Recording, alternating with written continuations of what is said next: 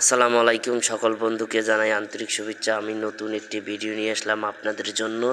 সেই ভিডিওটি দেখতে থাকুন। আমরা কিভাবে সিরামিক্সের টাইলস পরিষ্কার করি। সিরামিক্সের টাইলস পরিষ্কার করতে গেলে আপনাদেরকে সবসময় ফলো করতে হবে।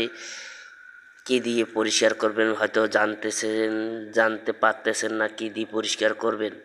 আসলে অনেকেই সিরিজ কাগজ নিয়ে ঘষে। আসলে সিরিজ কাগজ দিয়ে ঘষলে কী হয়, অনেক সময় দেখা যায় সিরামিক্সের টাইলসের মধ্যে দাগ লেগে যায়। সেই দাগ সহজে আর ওঠে না।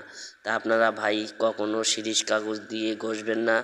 আপনারা ভিক্সল 1 লিটার ভিক্সলে 2 লিটার পানি ব্যবহার করে দিয়ে এরকম ব্রাশ দিয়ে আস্তে আস্তে ঘষতে থাকবেন। দিয়ে আপনি খালি কোনো রকম ভিজিয়ে নেবেন, পানি দেওয়া লাগবে না। ভিক্সল দিয়ে আপনি এভাবে আস্তে আস্তে ডলা দেবেন। দেওয়ার পরে আপনি আস্তে আস্তে চলে আসবেন।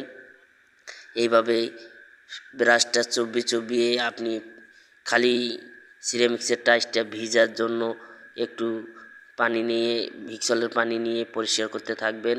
আস্তে আস্তে এভাবে ডলতে থাকবেন, তাহলে আপনার সিরামিক্সের টাইলসটি অনেক সুন্দর পরিষ্কার হবে, আয়নার মতন পরিষ্কার হয়ে যাবে। তাই আপনারা সবসময় ব্যবহার করবেন এইভাবেই। যেন একটি ব্রাশ নেবেন, আবার একটি বালতিতে 1 লিটার পানি এবং 1 লিটারে ভিক্সল দিয়ে মিক্সার করে নেবেন। মিক্সার করে নিয়ে আপনারা এভাবে ঘষতে থাকবেন। আপনাকে আর কোনো পানি ব্যবহার করতে হবে না।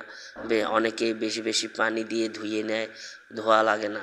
আপনারা এভাবে পরিষ্কার করে পরের দিন আপনারা পানি দিয়ে পরিষ্কার করে নিতে পারবেন।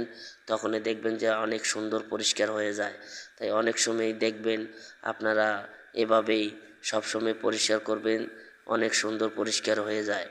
তাই ঘোলা সবসময় উঠে যায় এবং আয়নার মতন ঝিকঝিক করে জ্বলতে থাকবে।